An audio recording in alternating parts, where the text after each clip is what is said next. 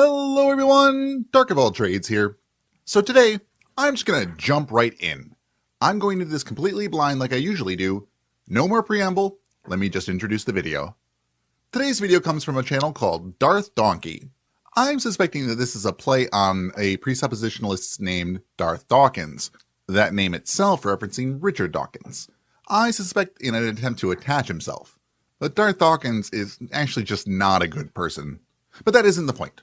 So I wonder if he's a presuppositionalist as well. I suppose we'll find out. Anyway, his video is titled, The Folly of Atheism Livestream Highlights. This seems to be part of a longer live stream. I'll leave a link to both videos in the description, mostly so you all know that I'm not leaving out any extra context.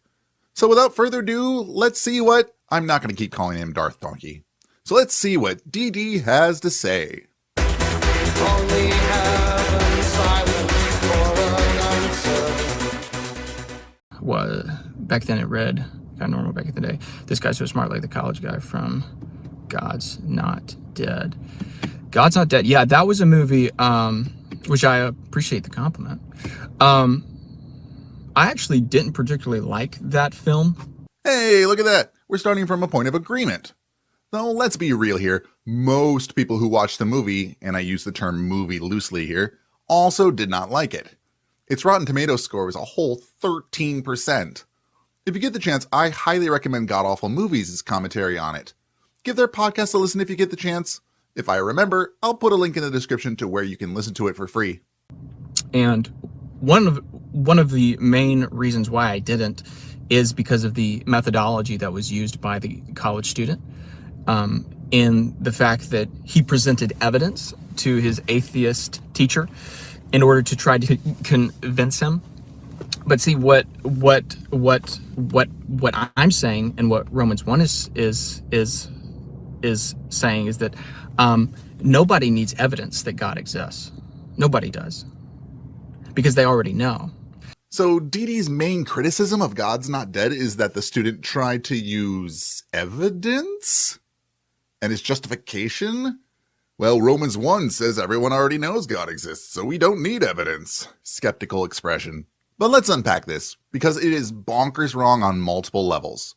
First, we're dealing with what is called presuppositional apologetics. For those who don't know, presuppositional apologetics is a theological approach that claims God's existence is necessary for rationality itself.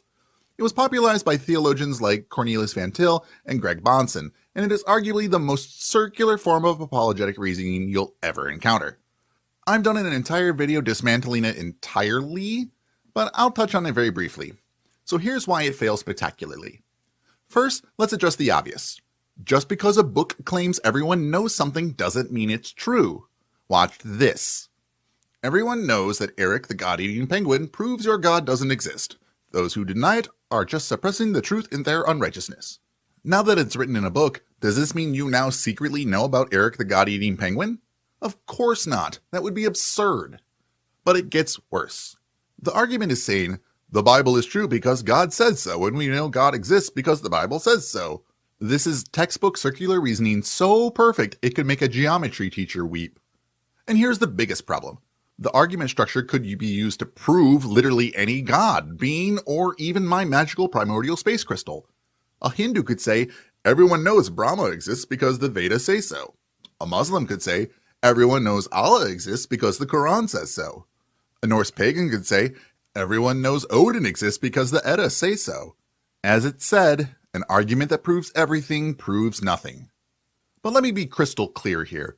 Making a claim, then declaring you don't need evidence because everyone already knows it's true, isn't just bad apologetics. It's a complete abandonment of rational discourse. It's like saying, I don't need to prove the earth is flat because deep down you already know it is. That's not an argument. It's an assertion wrapped in circular logic and tied with a bow of because I said so. What's particularly ironic is that by rejecting the need for evidence, this approach actually undermines his own credibility more thoroughly than any counterargument could. If you don't need evidence for your position, you've essentially admitted that your position can't be evidentially supported. Every time an atheist makes a knowledge claim, they are professing, whether knowingly or not, that God exists. Because in order to make a knowledge claim, you have to firstly assume that absolute truth exists. And the question that I have to my atheist friends is, where do you get absolute truth without an absolute God? And if you say that absolute truth does not exist, it would have to be absolutely true that it doesn't exist, which nullifies your claim that absolute truth does not exist. The old you need God for absolute truth argument. Let's dissect this beauty, because it's actually making several fundamental errors while sounding sophisticated. First, let's identify what's happening here. Deity is committing what philosophers call an equivocation fallacy. He's switching between different meanings of absolute mid-argument. When he says we need absolute truth, he's talking about an unchanging universal foundation for truth itself. But when he says it would have to be absolutely true that absolute truth doesn't exist, he switches to using absolute to mean 100% certain knowledge. You see what I did there? It's a page right out of Frank Turek's School of Bad Apologetics.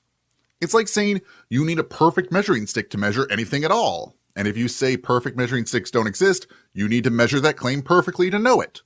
The argument sounds clever until you realize he switched what perfect means partway through. What we actually have here is a confusion between the nature of truth itself and our ability to be certain about truth claims.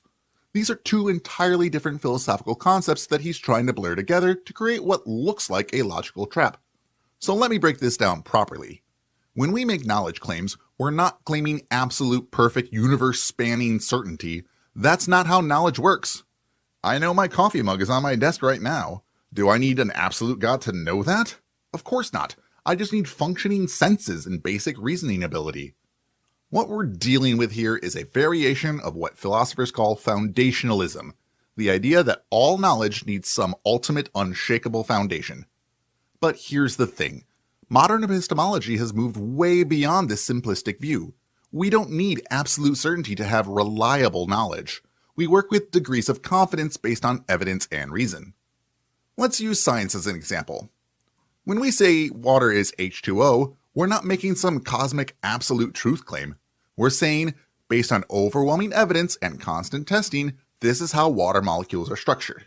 It's a universal truth in the sense that it works the same way everywhere we've tested it, but we don't need to appeal to any deity to justify this knowledge. And here's where his argument really falls apart. He's essentially saying, you need absolute truth to make any knowledge claims, and you need God for absolute truth. Therefore, you need God to make knowledge claims. This is what logicians call begging the question. It assumes God exists to prove God exists. The irony is, if we actually needed absolute certainty for knowledge, his own argument would fail. How does he know absolutely that we need absolute truth for knowledge? How does he know absolutely that God is necessary for absolute truth? He's caught in his own logical trap.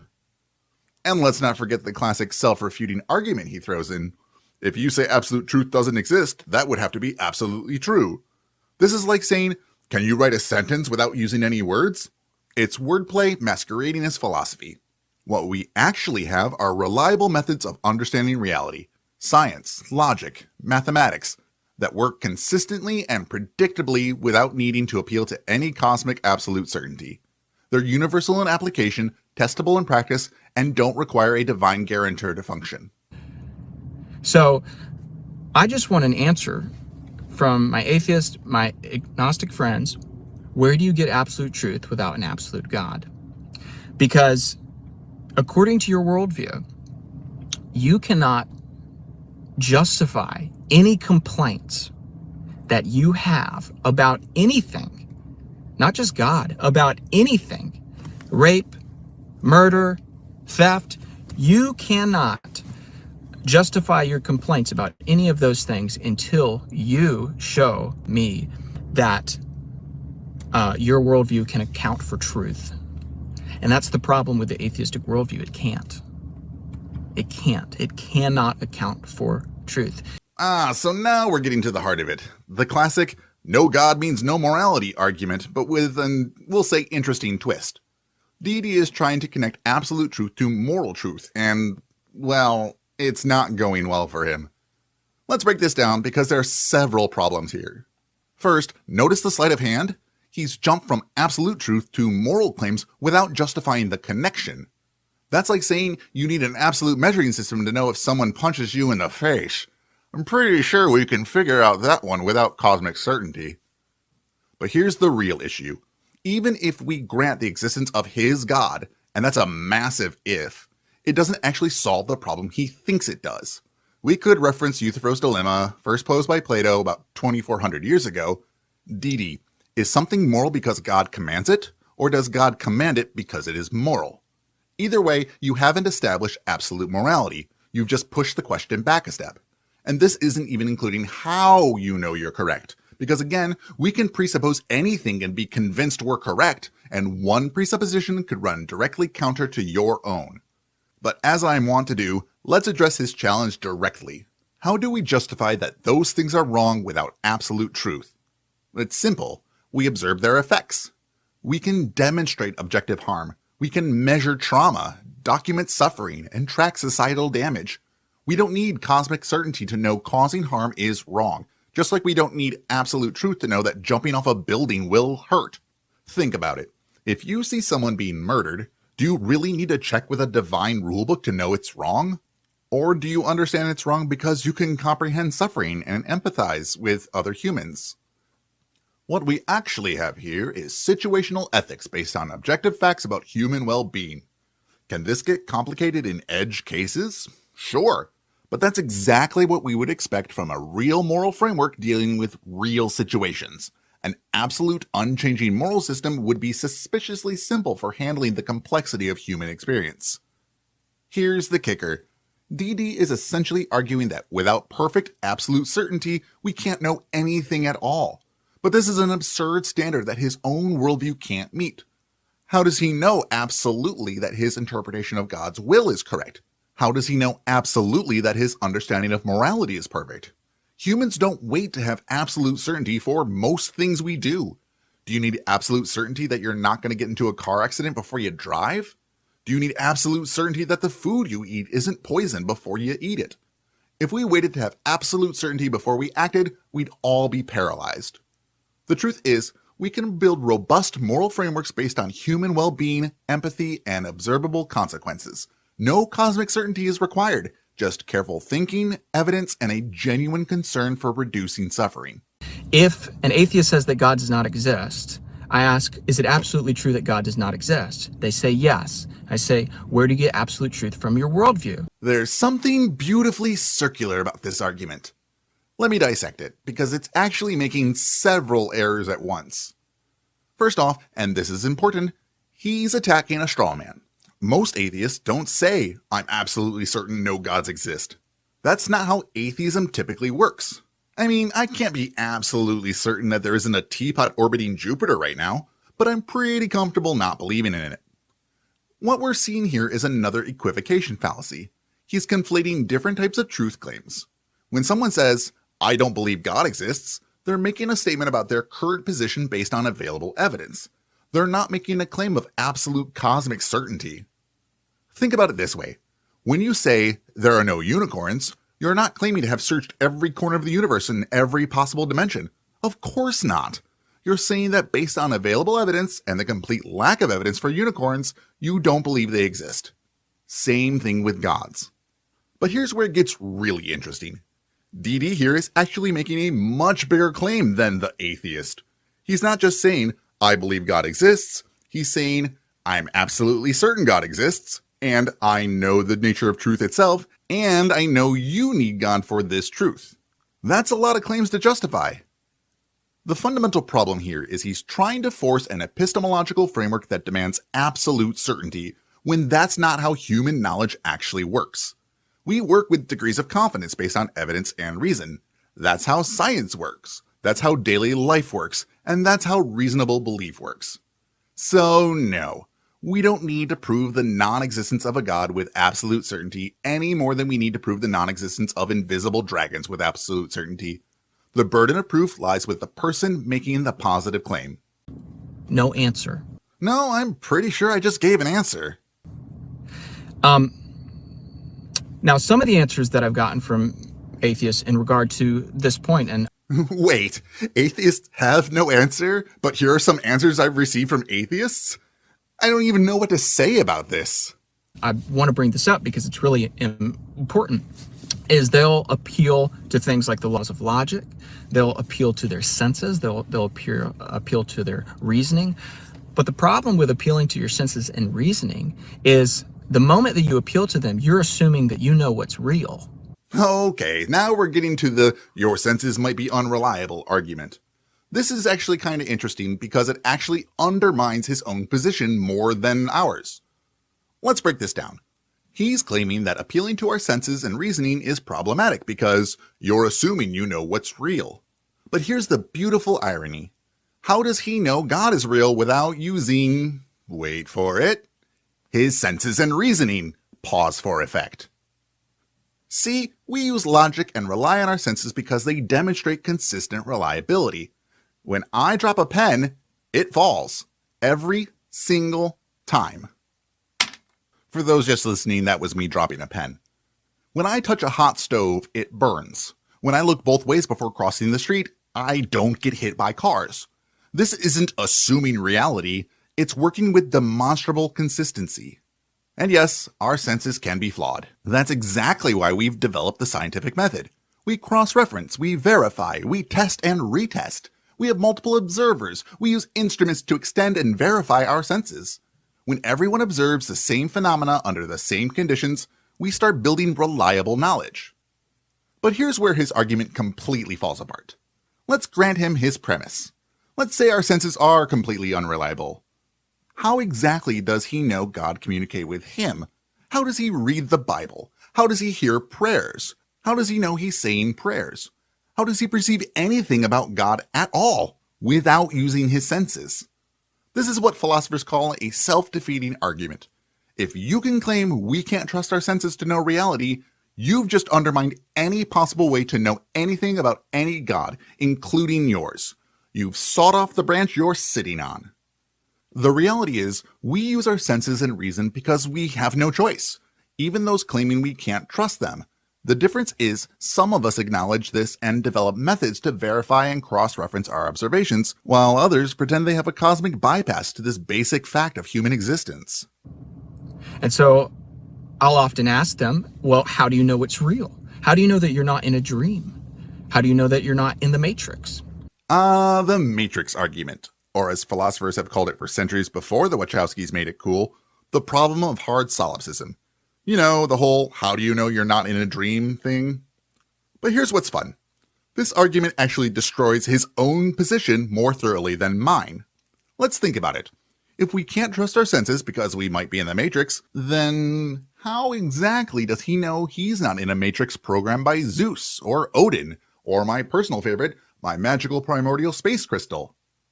See, the problem of hard solipsism, the idea that we can't prove anything exists outside of our own mind, may be philosophically interesting, but it is practically useless. It's what philosophers call a universal acid. It dissolves everything, including itself. If nothing can be known because we might be in a dream, then we can't know we're in a dream either. But here's the real kicker. Even if we are in the Matrix, we still have to operate within the reality we perceive. If I'm in the Matrix and I step in front of a bus, Matrix me is still going to have a very bad day. The consistency of our experience, Matrix or not, gives us a functional framework for knowledge. And let's be honest, if you really believed you might be in a dream, would you test it by jumping off a building? Of course not.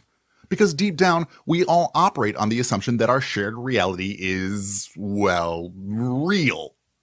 So bringing up the Matrix argument is like bringing a nuclear bomb to a knife fight. It destroys everything, including your own position. Again, maybe philosophically interesting, but practically irrelevant to the question of whether any particular God exists. Because if it's possible, just even 0.0000001% possible that you are in a dream, that means you could be wrong about everything that you claim to know, which implies that you know nothing. Now we're getting to the probability of knowledge claims.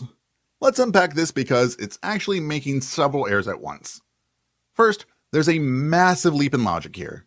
Going from, there's a tiny chance you might be wrong, to, you know nothing, that's like saying, there's a 0.000000001% chance that this chair might not hold me, therefore I can never sit down. But here's the real problem.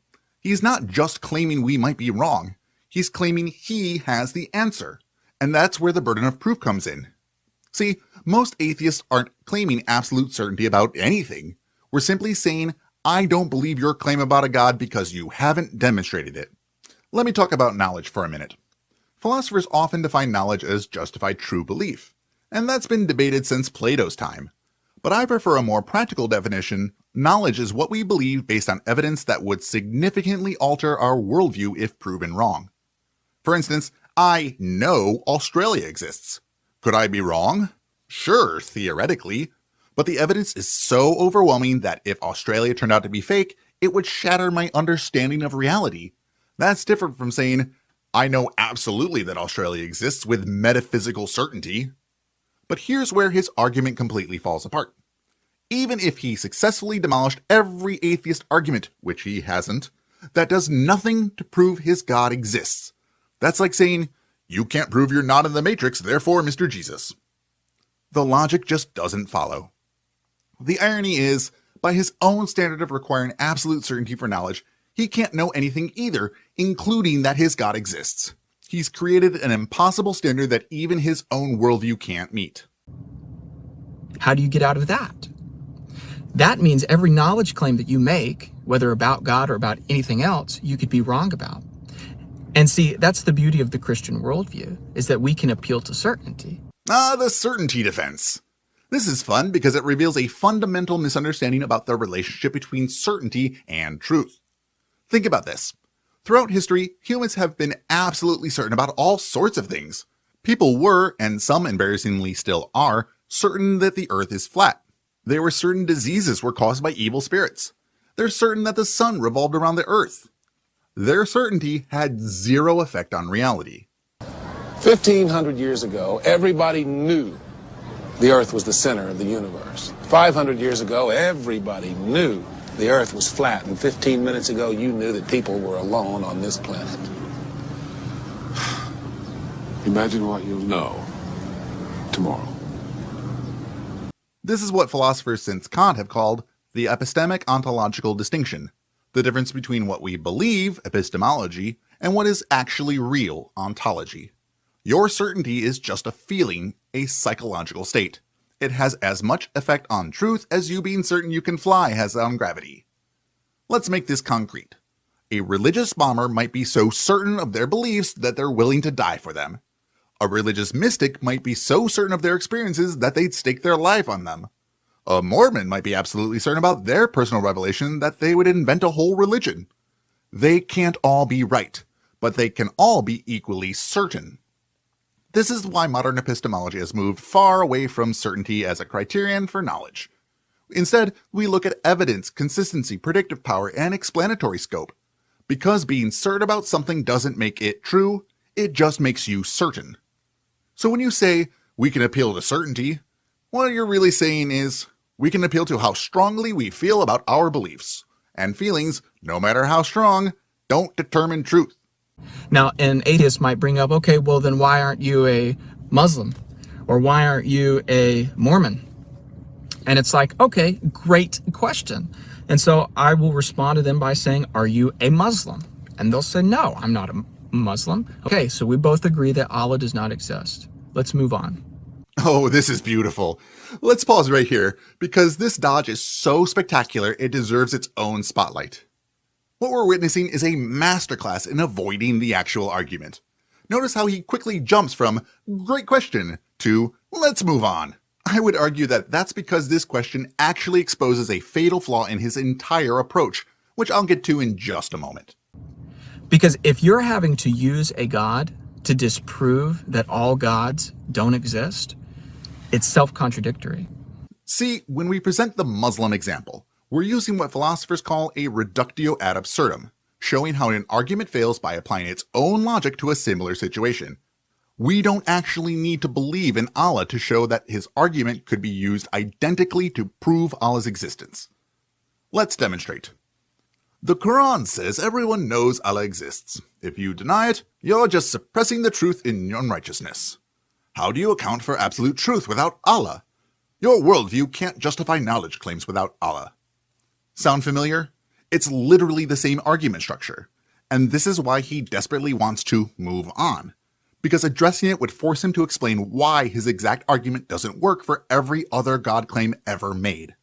His response of, Are You a Muslim is particularly interesting because it shows he completely misunderstands or is deliberately avoiding how logical arguments work. It's like saying, you can't use algebra to solve this math problem unless you actually believe in the letter X. This isn't just a dodge, it's an admission that his argument can stand up on its own logical implications, and no amount of let's move on can hide that fact. The reason why I can debate with a Muslim or with a Mormon is because we both agree that God exists. But atheists, they don't believe that any God exists. I mean, it's right in the name, atheist, right? No gods. So if you don't believe that any God exists, then you cannot use an argument that assumes another God's existence in order to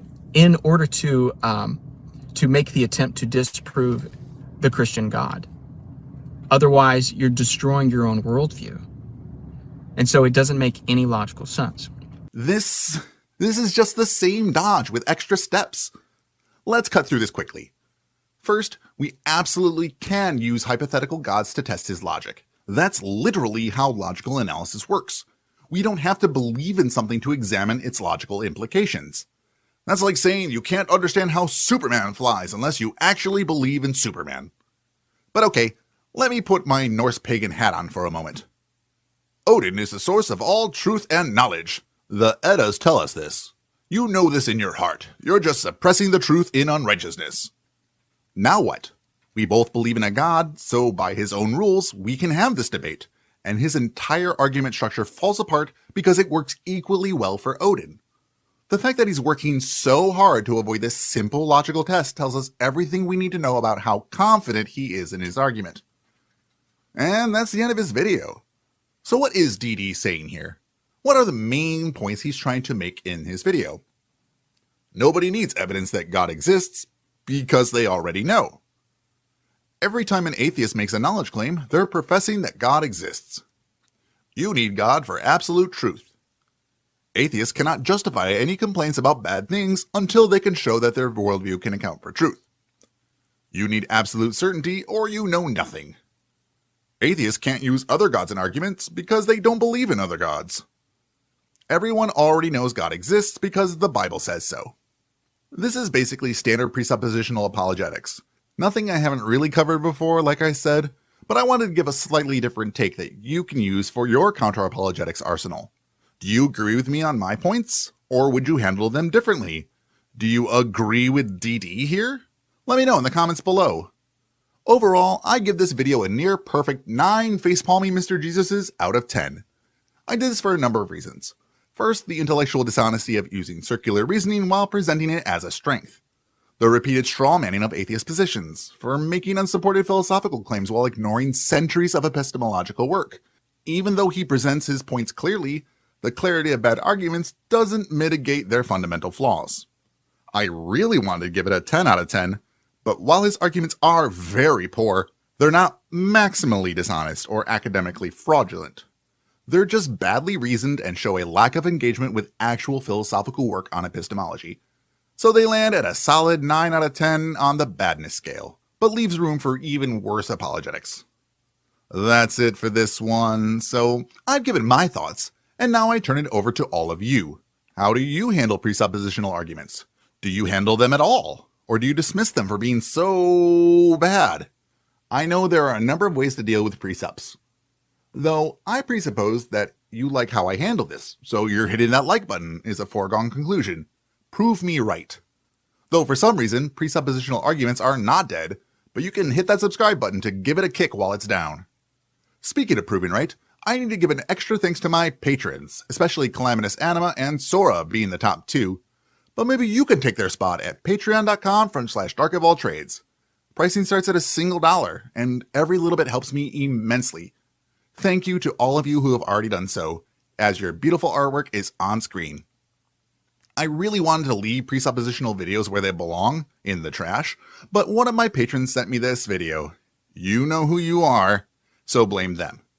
But seriously, I appreciate the suggestion. And for those of you who are watching live, don't forget to check me out on Godless Granny's channel today at 3:30 Central Time, in about 2.5 hours or so. I have a few other collabs in the works, which I will announce when the videos go up, so thank you for checking me out, and I look forward to the comments. And as always, keep learning.